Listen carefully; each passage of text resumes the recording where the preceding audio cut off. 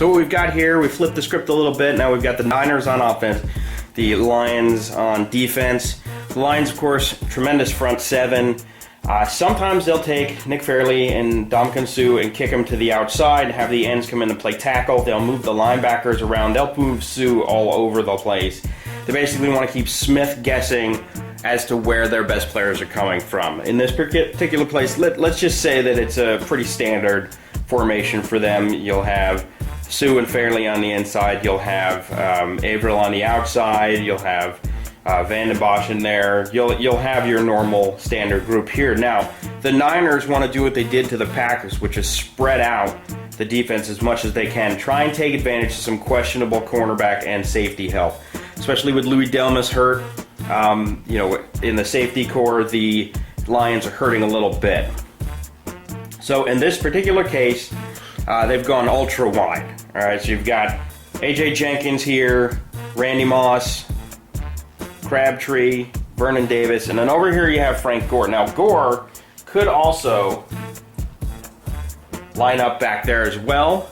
In this particular case, we're looking to spread everyone out, but quite frequently Gore was here, occasionally out on wide. The man can catch passes, why not use him, right? So we're gonna leave this as it was, get rid of that. So what the Niners are hoping to do here is get the Lions to come in aggressively. It's what they got the Packers to do. And the Packers, you'd have two outside linebackers. You'd have Nick Perry, Clay Matthews, Nick Perry, and they would come blitz in on the sides. And they would get in at Alex Smith quite a bit. However, Smith was able to overcome that eventually because he would hit a short route to Davis or a short drag route to Gore. Inevitably, it would be able to set up maybe a longer pass as well. Now, the Niners don't throw very far. They throw maybe 20 yards at most. But it's enough to get the chains moving. And if it's done right, if they can get these guys sucked in, as the Lions are a very aggressive defense, they want to get at the quarterback. If they can get them sucked in too much, what happens is this middle opens up because you have the ends come in. You have the tackles forcing their way through.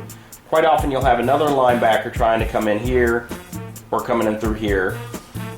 In this particular way with the spread, you've got a cornerback who's got to cover Jenkins. You got the safety coming up for Moss, who's probably on a pretty big streak route right there. And you more than likely have a linebacker up over Crabtree here. Now it's possible that they could swing the safety over, but the danger with that is you've got Vernon Davis, who could go long, he could go on a crossing route, he could go kind of that way. So this safety kind of needs to sit over here to help.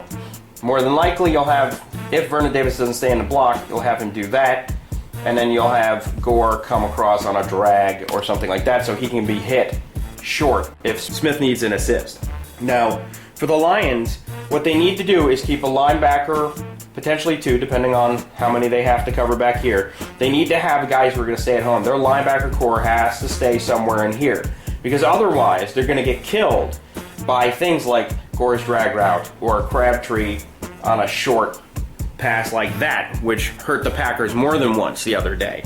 So really, they need to keep this middle of the field, the middle and short routes in the center of the field. They need to keep that ultra occupied. If they don't, then Alex Smith is going to hit him across the middle and hit him on short routes all day and is going to kill the Lions. It's going to grind the clock. It's going to make it very difficult for the Lion offense to get back on the field.